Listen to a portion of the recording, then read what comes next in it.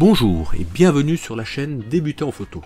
Aujourd'hui je vais vous parler de Photoshop et plus particulièrement de la colorisation des menus. Vous en êtes sûrement aperçu quand vous ouvrez les menus en haut. Vous vous servez toujours des mêmes menus généralement. Et la liste est tellement longue qu'on ne trouve jamais le menu sur lequel on veut cliquer. On va voir ensemble comment personnaliser cela. C'est parti! Nous allons aller dans le menu édition. On descend tout en bas. Menu. Ici, nous allons aller dans le menu de l'application. Et là, nous allons retrouver tous les menus qui sont tout en haut à côté de Photoshop, fichier, édition, image, calque, texte, etc. On les retrouve ici. Si on déplie, on retrouve tous les sous-menus qui sont ici.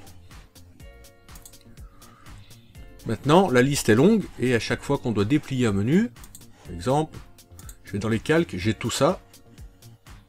Pardon, j'ai tout ça et je cherche à chaque fois où se situe une action que je fais souvent. On va voir comment on peut personnaliser cela. Alors, édition. Menu, on va aller dans le fichier nouveau, et vu que nouveau je m'en sers souvent, je vais lui mettre une petite couleur, donc on clique sur le mot 100, je dis que nouveau je veux qu'il soit en rouge, par exemple, le enregistrer sous aussi, on va mettre un vert, là je ferme. Maintenant quand je retourne dans fichier, je m'aperçois que nouveau est en rouge, donc je le retrouve plus facilement, et que enregistrer sous est en vert.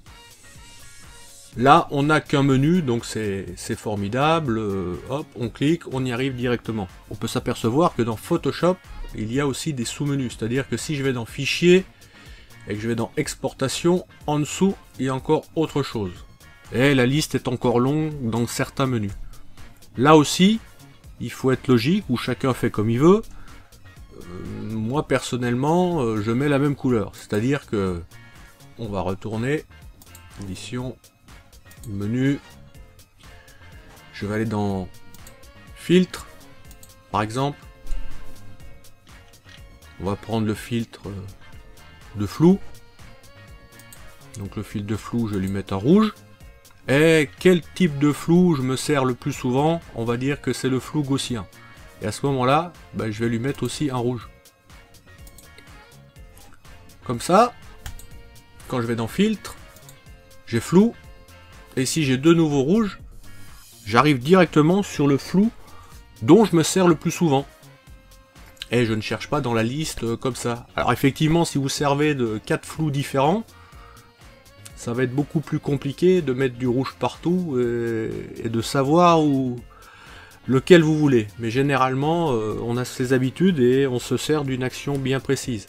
Après, rien ne vous empêche dans les flous de mettre le flou de surface en vert, le flou moyenne en jaune, etc. Mais généralement, si vous faites qu'une chose, mettez la même couleur ici pour que quand il déplie le menu d'à côté, on retrouve directement ce que l'on veut. Et on peut faire encore autre chose. Je retourne dans édition, menu, et s'il y a des choses dont vous ne servez pas, je vais aller dans le menu image, par exemple, voilà, le mode bitmap, je m'en sers jamais, vous pouvez l'enlever du menu, c'est-à-dire que vous décochez, il apparaîtrait pas, bichromie je m'en sers pas, il apparaîtrait pas, voilà, j'enlève deux choses, bitmap et bichromie, je fais OK, je retourne dans image, et ces menus ne sont plus là. Ça m'enlève quelques lignes à regarder quand je cherche quelque chose. Donc voilà, vous avez la possibilité de choisir la couleur des menus, ou les enlever carrément, si vous vous en servez pas, comme ça fait moins de lignes à regarder. C'est vous qui voyez. J'espère que ce petit tutoriel vous a plu. Si c'est le cas, mettez-moi un pouce bleu, ça fait toujours plaisir. N'hésitez pas à vous abonner et à partager la vidéo. Si vous avez des questions ou des suggestions, dites-le moi en commentaire, je me ferai un plaisir de vous répondre. Sur ce, je vous dis à bientôt sur la chaîne Débuter en photo.